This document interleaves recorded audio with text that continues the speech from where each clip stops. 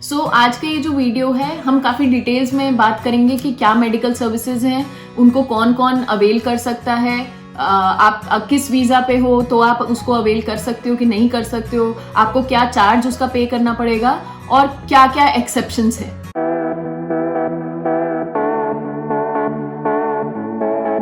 Hi guys, welcome back to Vibhu TV.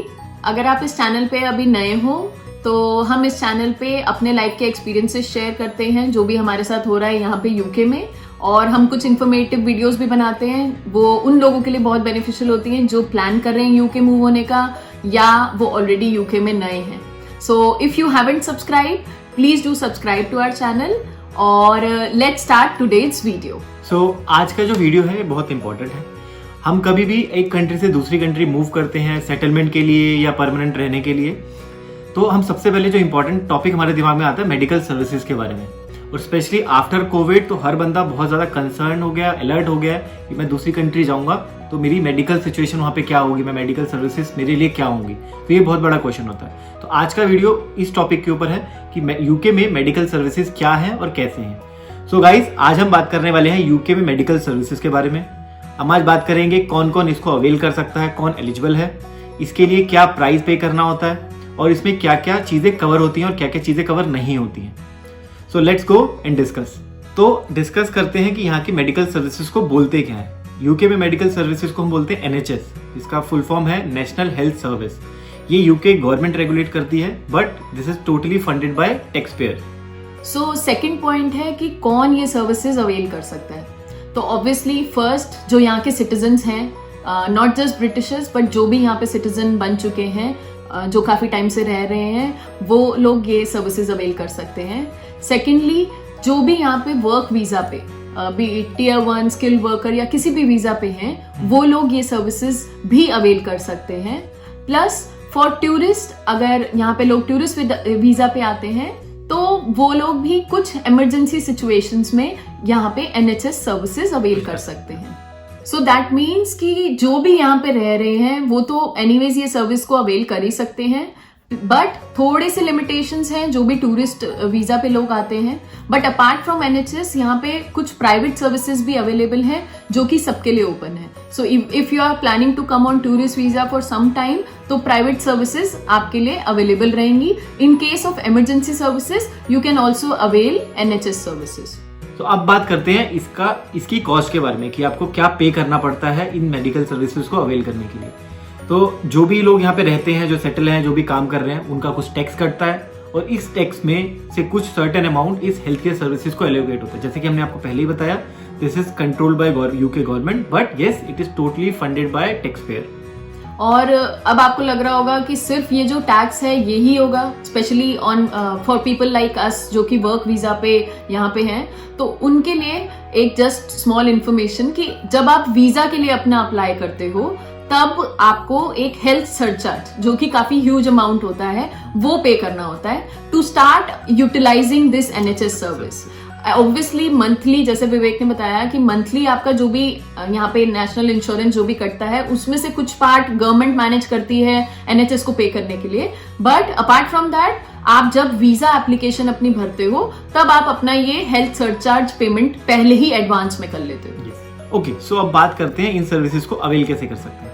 सो इनको use करने के लिए सबसे पहले अपने आप को रजिस्टर करना होता है। कोविड से पहले यहाँ पे ऑफलाइन मेथड था, हम अपने नियरेस्ट सेंटर पे जाते थे, हमारे कुछ बेसिक चेकअप्स होते थे और हम रजिस्टर हो जाते थे। रजिस्ट्रेशन के बाद हमें एक NHS नंबर मिलता है जो कि हर जगह यूज होता है आपको इन मेडिकल सर्विसेज को यूज करने के लिए। अब बिकॉज ऑफ कोविड और बिकॉज सब लोग हॉस्पिटल ऐसे नहीं जा सकते हैं, तो उन्होंने उसके लिए ऑनलाइन सर्विसेज भी स्टार्ट कर दी हैं, जो कि आपको एक ऑनलाइन पोर्टल है जहाँ पे भी आप रह रहे हो, हर सिटी का यहाँ पे अलग अलग है NHS सर्विसेज का। तो आपको उस पोर्टल पे जाके वो फॉर्म भरना है, अपनी बेसिक डिटेल्स सारी भरनी है और वो फिर आपको एक NHS नंबर जो है बाय पोस्ट आपको भेज देते हैं।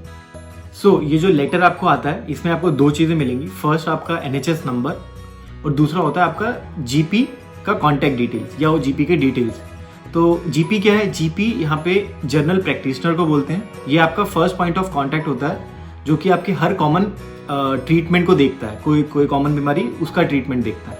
और ये जो जीपी हैं ये आपके एरिया वाइज डिवाइडेड हैं। जैसे कि हम जो पोस्टल कोड अपना सबमिट करते हैं, जिस एड्रेस पे हम रह रहे होते हैं, तो हर पोस्टल कोड के लिए यहाँ पे डिफरेंट जीपीज होते हैं। तो आप जहाँ पे रह रहे हो वहाँ का आपको जीपी असाइन होगा और आपका जो पहला पॉइंट ऑफ कॉन्टैक्ट होगा, जब भी आपको कुछ भी होता है तो आपको उसी जीपी को हमेशा कॉन्टैक्ट करना पड़ेगा। तो ये जीपी सर्विस को अवेल करने के लिए फर्स्टली हमें उनको कांटेक्ट करना पड़ता है। जैसे आप उनको कांटेक्ट करते हैं तो डायरेक्टली आपको डॉक्टर से नहीं मिलाते। यहाँ पे जो भी मेडिकल स्टाफ या नर्स होते हैं वो आपको फर्स्ट ट्रीट करते हैं और they try to make sure कि आपकी जो भी बीमारी है वो ट्रीट कर सके, आपको बेसिक ट्रीटमेंट आपको देंगे। अगर वो कंट्रोल हो जाता है तो वेल एंड गुड, बट नहीं, अगर वो नहीं कंट्रोल होता, अगर आपको किसी स्पेशल ट्रीटमेंट की जरूरत है, किसी स्पेशलिस्ट की जरूरत है, तो वो आपको रेफर करते हैं हॉस्पिटल या स्पेशलिस्ट डॉक्टर के लिए। तो ये जो मेडिकल स्टाफ है ये काफी यहाँ पे ट्रेंड होते हैं, मतलब उनको सब कुछ बेसिक नॉलेज, बेसिक से भी कहीं ज्यादा नॉलेज उनको होती है। तो 90% ऑफ द टाइम्स आपकी जो भी इलनेस है वो वहां पे ही क्योर हो जाएगी और आपको डॉक्टर या किसी स्पेशलिस्ट को वो नहीं रेफर करेंगे अनटिल एंड अनलेस कोई सर्जरीज या कुछ मेजर कुछ है, आपको इशू है तब।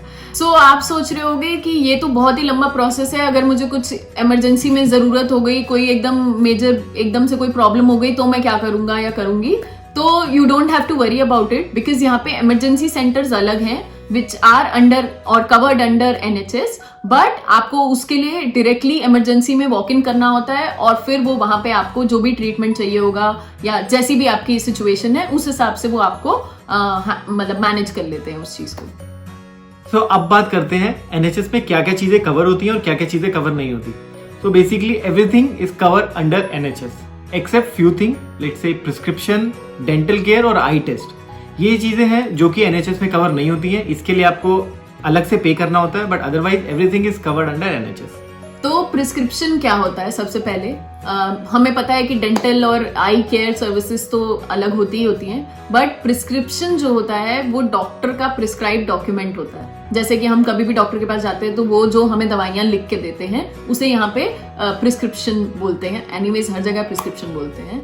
तो यहाँ पे मोस्टली जो कॉमन दवाई है, जैसे कि पैरासिटामोल या फ्लू की दवाई है, जो भी ऐसी नॉर्मल बीमारियों की दवाई है, वो आपको जनरल जो भी यहाँ के मेडिकल स्टोर्स जिनको फार्मेसी बोलते हैं, आप वहां पे जाके वॉक इन करके आप कलेक्ट कर सकते हो।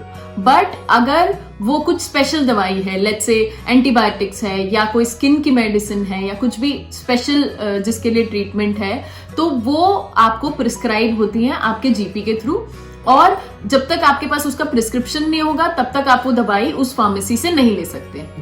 और इसका जो कॉस्ट है वो काफी हाई होता है एट टाइम्स, बिकॉज अगर आपको लेट्स से 2 दवाई लिखी हुई है तो आपको पर दवाई आपको 9 पाउंड्स पे करना पड़ेगा अगर आप कोई भी प्रिस्क्रिप्शन की दवाई ले रहे हो।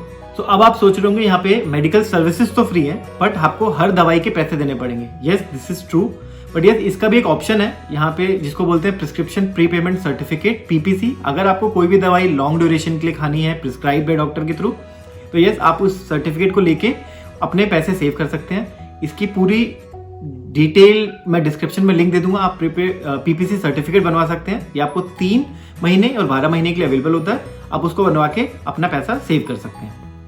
अब सबसे इंपॉर्टेंट चीज कि आपको हमने ये बता दिया कि NHS क्या होता है, NHS की क्या क्या सर्विसेज हैं, आप कैसे उसको अवेल कर सकते हो, बट सबसे important point which you should note is NHS का emergency number, and that is 111। तो in case you have any emergencies तो please dial on this number, और इसको आप अपने स्पीड डायल में भी सेव कर सकते हो।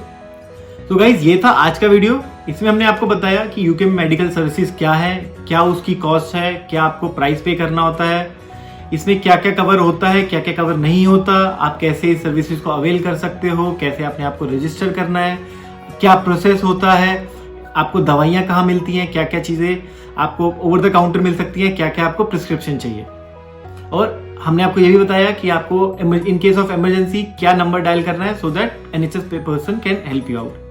या so don't forget that emergency number.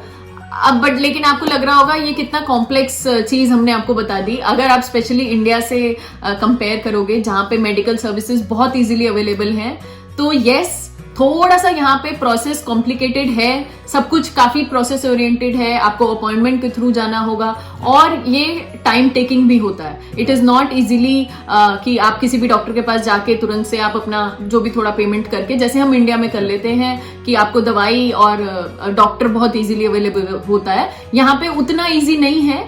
But अगर आप वैसे देखो, आप हर मंथ कुछ अमाउंट पे करते हो, तो इन केस आपको कोई बड़ी इमरजेंसी हो जाती है, एंड इंडिया में यूजुअली हमें पता है कि अगर आप एक बार हॉस्पिटल में जाते हो तो आपका इतना लंबा चौड़ा बिल आ जाता है, वो सब आपको चीजें यहाँ पे नहीं होंगी। क्योंकि अगर आपको कोई भी वर्स्ट केस में, भगवान ना करे कि ऐसा किसी के साथ हो, बट अगर वर्स्ट केस में आपको कुछ भी ऐसी बीमारी होती है तो ऑलमोस्ट सब कुछ यहाँ पे NHS के अंडर कवर्ड है। तो आप मंथली जो पेमेंट आप कर रहे हो उसी के थ्रू आपका वो NHS सर्विसेज में अवेल हो जाता है और आपको एट द एंड कोई बहुत बड़ा अमाउंट नहीं पे करना पड़ता है। तो हर चीज के प्रोज एंड कॉन्स हैं। हम जस्ट इस वीडियो में आपको शेयर करना चाह रहे थे कि NHS क्या होता है, मेन मैसेज हमारा ये था। और हम जितने भी हमारे पास में जो भी डिटेल्स अवेलेबल हैं, हम सब कुछ डिस्क्रिप्शन में ऐड कर देंगे। ये था आज का वीडियो। तो अभी तक आपने अगर हमारे चैनल को सब्सक्राइब नहीं किया है तो please don't forget to subscribe to Vibhu TV and please don't forget to like and share this video. अगर आपके कोई भी फ्रेंड्स या फैमिली यूके आना चाह रहे हैं या यूके आने का प्लान कर रहे हैं तो please do share our channel details with them. हम यहाँ पे अपने एक्सपीरियंसेस शेयर कर रहे हैं और ये वीडियोस बना रहे हैं ताकि जो भी यहाँ पे आए उनके लिए काफी इजी हो जाए। So stay tune with us, we'll come up with the next video soon. Until then, bye bye.